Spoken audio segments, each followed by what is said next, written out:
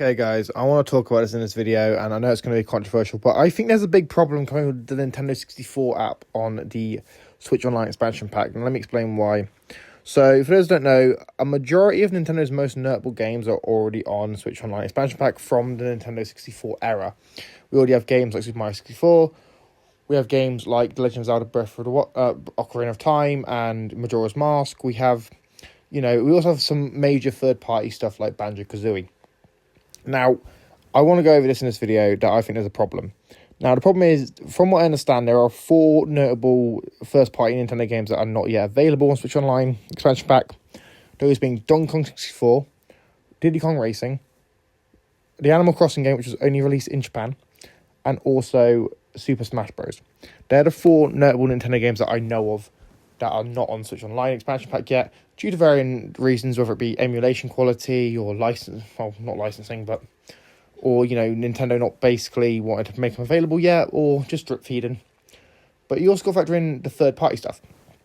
Major third party stuff, there isn't really many major third party games that they haven't already put on the service. We already have Banjo-Kazooie, for example. We have a vast swath of Rare's games, and Rare was like the second biggest developer for the N64. So not having, so it's basically having them complete on the service is kind of a concern as well. I think the only notable game that I can think of that they've not made available from Rare is Conker's Bad Fur Day, which I don't think Nintendo wants that on their platform.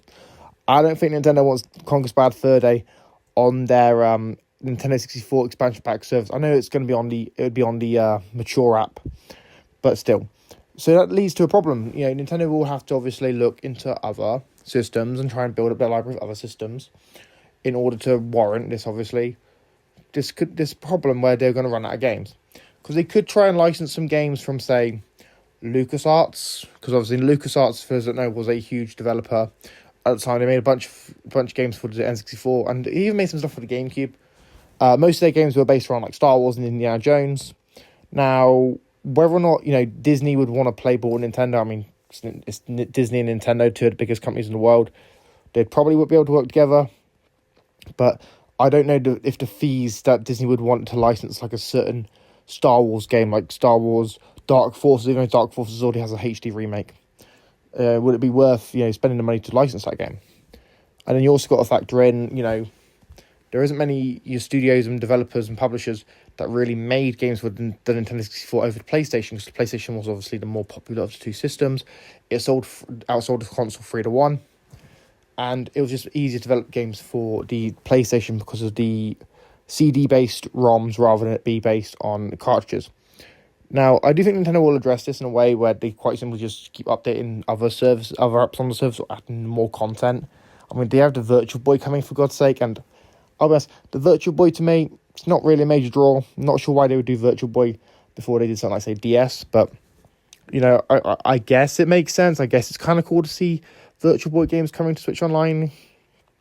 But, yeah, I think the Nintendo 64 app is running out of content. They're going to run out of content for it, and they're going to have to shift focus onto other apps and whatever. Which, if you still use the Nintendo Switch, it makes sense. That could be a bit of a concern, because obviously you basically have all the best classics from that console anyway available on the service. Sure, you are missing Donkey Kong 64, Diddy Kong Racing, Animal Crossing, and Super Smash Bros. But hopefully those games will come with time. Or if they don't release the N64 version of Animal Crossing, they'll hopefully release the GameCube version on the GameCube app. Now, hopefully Nintendo will continue to update all their services and all their apps, and keep bringing more games to the platforms. But, there's no guarantee that Nintendo is going to keep updating any of the apps, because it's a subscription service, and obviously we haven't got any guarantee that what games will come or how long they'll be on the service for, because we have actually seen games leave. So it was only one game, but still.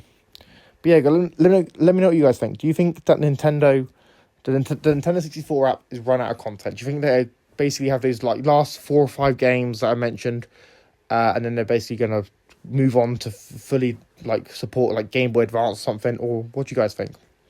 Make sure you subscribe, you like, you share, you comment, you turn on notifications. I've been EC, and I'm signing out. Peace.